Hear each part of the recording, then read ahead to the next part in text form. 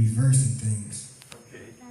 Amen. So I'm going to be reading out of Psalm First, I'm going to go to Psalm 70, chapter 77, verse 13 to 20.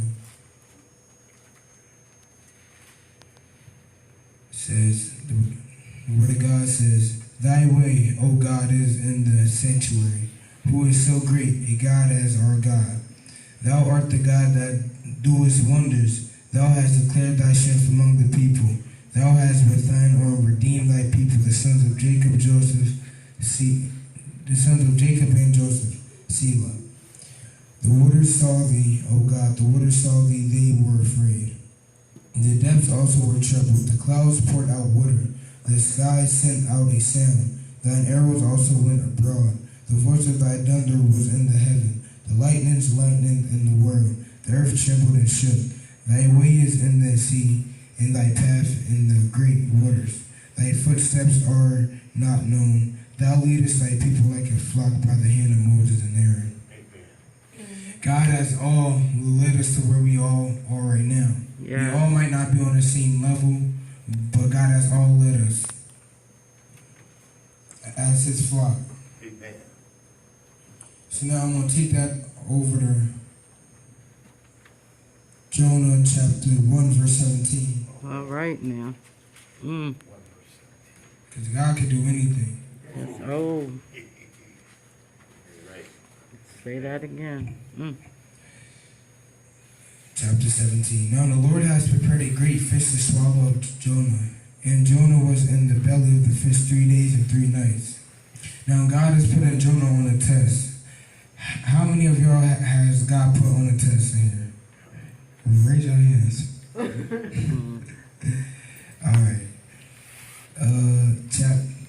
Jonah chapter 2 verses 1 through 10.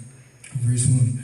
Then Jonah prayed unto the Lord his God out of the fish's belly, and said, I cried by season of mine affliction unto the Lord, and he heard me. Out of the belly of hell cried I, and thou heardest my voice. For thou hast cast me in the deep, in the midst of the seas, and the floods compassed me about. All thy billows and thy waves passed over me. Then I said, I am cast out of thy sight, yet I will look again toward thy holy temple. The waters compassed me about, even to the soul. The depths closed me round about, the weeds were wrapped about my head.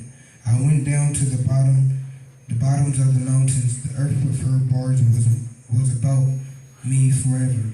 Yet hast thou brought up my life from corruption, O Lord my God. When my soul fainted within me, I remembered the Lord, and my prayer came in unto thee into thine holy temple. They that observe lying vanities forsake their own mercy. But I will sacrifice unto thee with the voice of thanksgiving. I will pay that I have vowed. Salvation is of the Lord. And the Lord spake unto the fish, and it vomited out Jonah upon the dry land. Now what that's going to lead me into is, first in Psalm chapter 77, verses 13 to 20, it was talking about how God can do anything. Like how the earth is scared of God, the clouds are scared of God, the waters tremble. Now, not just the waters are scared of God, but the fish God put in the waters tremble too. And that's why God put Jonah on a test to see if Jonah will either let go or let God get in. And what Jonah did was get down on his knees, and that's what a lot of us need to keep on doing, or if you haven't, need to start doing. Mm-hmm. And now that also shows how much discipline Jonah has. Because if you don't got discipline, how you expect to get to your blessing? Mm-hmm. And now I'm going to go to, and now I'm going to say, you have to learn how to trust God to reverse a curse. You have to learn how to let God discipline you, because you don't want to walk up to somebody who has hurt you and you try to fight them and they have a gun on them. Because that might just be your last breath right then and there. Mm.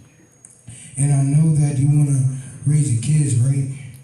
That you want to spend more time with your mom, your dad, or even your grandma, right? Before they die.